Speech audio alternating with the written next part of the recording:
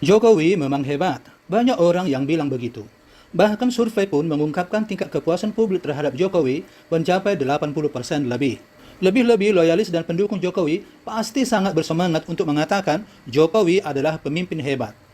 Tapi faktanya, Jokowi adalah juga pecundang, alias sering gagal, alias tak selamanya hebat.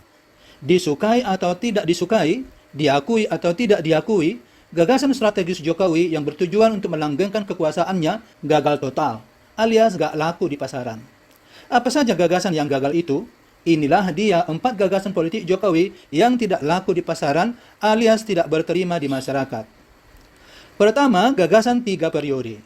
Gagasan 3 periode ini dikumandangkan tepat pada saat kondisi negara masih dalam masa pandemi COVID-19, di mana banyak program pembangunan di-reschedule. Gagasan 3 periode adalah gagasan di mana masa jabatan Presiden Jokowi ditambah 1 periode lagi, atau 5 tahun lagi tanpa ada pemilu. Namun, konstitusi membatasi bahwa jabatan presiden hanya 2 periode berturut-turut, di mana dalam 1 periode terdiri dari 5 tahun saja. Dan saat gagasan ini dikumandangkan, sudah merupakan periode kedua bagi Jokowi, yang artinya tidak bisa menjabat lagi bila periode kedua ini sudah selesai. Adapun alasan yang digunakan untuk mendukung gagasan 3 periode ini adalah COVID-19.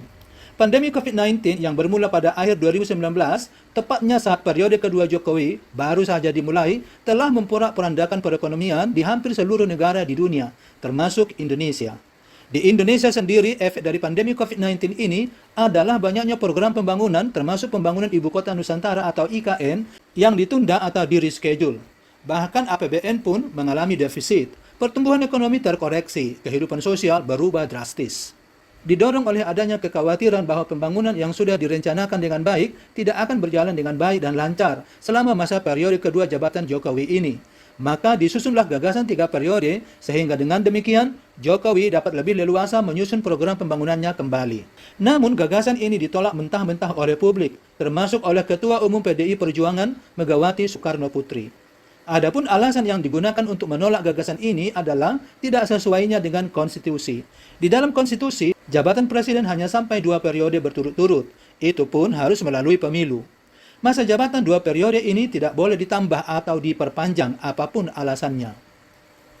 Gagasan kedua, perpanjangan masa jabatan. Gagal di gagasan pertama tidak membuat Jokowi patah arang. Dia malah mengusulkan gagasan berikutnya, yakni memperpanjang masa jabatan. Argumen yang digunakan untuk mengusung gagasan ini kurang lebih sama dengan argumen untuk gagasan pertama. Perbedaannya adalah dalam hal durasi, di mana gagasan pertama durasinya adalah 1 periode atau 5 tahun. Tetapi di gagasan kedua ini, durasinya tidak sampai 1 periode, mungkin 1 atau 2 tahun saja. Gagasan ini pun ditolak mentah-mentah oleh publik, termasuk PDIP. Alasannya sama dengan alasan untuk menolak gagasan pertama, tidak sesuai dengan konstitusi dan menciderai semangat reformasi. Gara-gara gagasan ini, bahkan Megawati sempat menuding adanya praktek Orde Baru di pemerintahan sekarang atau pemerintahan Jokowi. Apa efek dari gagalnya 2 gagasan ini? Beberapa efek yang ditimbulkan gagalnya 2 gagasan ini adalah timbulnya gejolak politik. Jokowi dan Megawati berseteru secara politik. Megawati tetap kekeh dalam pendiriannya, dan Jokowi melancarkan manuver-manuver politik yang banyak dinilai publik dan pengamat sebagai politik dinasti. Perseteruan ini pun tidak berhenti pada wacana saja, tetapi berlanjut kepada perbedaan pilihan capres dan cawapres, yang membawa lebih memanasnya lagi suhu politik nasional. Jokowi mendukung Prabowo sebagai capres, dan Gibran sebagai cawapres.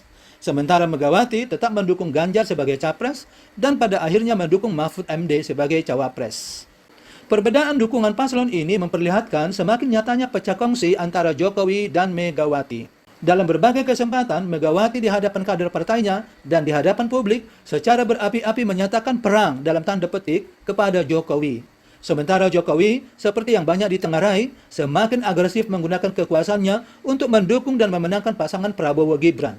Sampai-sampai ada kekhawatiran akan netralitas Jokowi dalam pemilu dan tudingan melakukan kecurangan. Pengamat mengatakan bahwa kemenangan Prabowo Gibran mengandung arti yang sangat besar dan strategis bagi pelanggengan kekuasaan Jokowi. Hal ini disebabkan Jokowi akan segera lengser, yang berarti dia tidak memiliki kekuasaan lagi. Dan bila Prabowo Gibran menang, maka Jokowi akan tetap dapat melanggengkan kekuasaannya melalui Gibran putra sulungnya. Sementara dengan PDIP, hal itu sudah tidak mungkin dilakukannya lagi. Gagasan ketiga menjadi Ketua Umum Golkar. Bahwa Jokowi sangat berambisi menjadi Ketua Umum Golkar tidak bisa disembunyikan lagi. Hal itu sudah sangat jelas terlihat dari pendekatan yang digunakan Jokowi untuk merapat ke Golkar. Misalnya dengan melakukan pertemuan pribadi dengan Airlangga Hartarto, Ketua Umum Golkar saat ini. Namun sayangnya, ambisi ini gagal total berembrio, apalagi bertunas. Yusuf Kala atau JK, seorang politisi senior dan mantan Ketua Umum Golkar, begitu mendengar adanya gagasan Jokowi merapat ke Golkar, langsung memasang palang pintu kuat-kuat. Mau bergabung dengan Golkar, boleh-boleh saja. Namun untuk menjadi pengurus, ada aturannya, kata JK kepada wartawan. Kader-kader Golkar di daerah pun tidak setuju Jokowi menjadi ketua umum. Oleh karena itu, Munas Golkar di mana ketua umum akan dipilih akan tetap dilaksanakan bulan Desember 2024. Ketika itu, Jokowi sudah lengser dari jabatannya. Dengan demikian, ambisi Jokowi untuk menguasai Golkar melayang begitu saja tanpa kenyataan. Gagasan keempat menjadi ketua koalisi besar. Gagal di gagasan ketiga, Jokowi tidak kapok-kapoknya membuat gagasan. Kali ini dia menggagas pembentukan koalisi besar di mana dia akan menjadi ketuanya. Dengan demikian, dia akan memiliki kekuasaan besar untuk mengatur semua partai yang bergabung.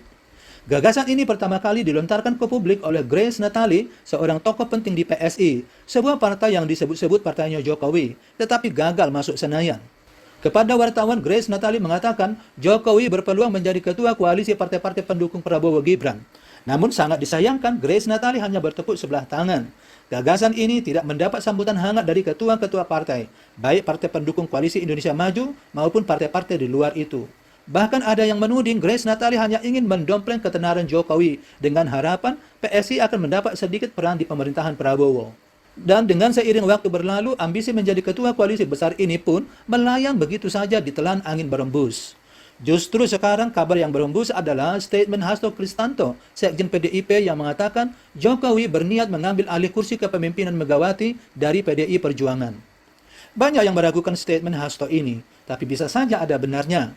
Mengingat masa lengsernya Jokowi sudah semakin dekat, dan pelantikan Prabowo pun akan terjadi juga.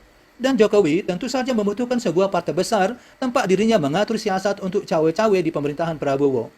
Sudah gagal di Golkar, gagal pula di koalisi besar, lalu partai apa lagi yang bisa dilirik? Tentu saja PDI Perjuangan.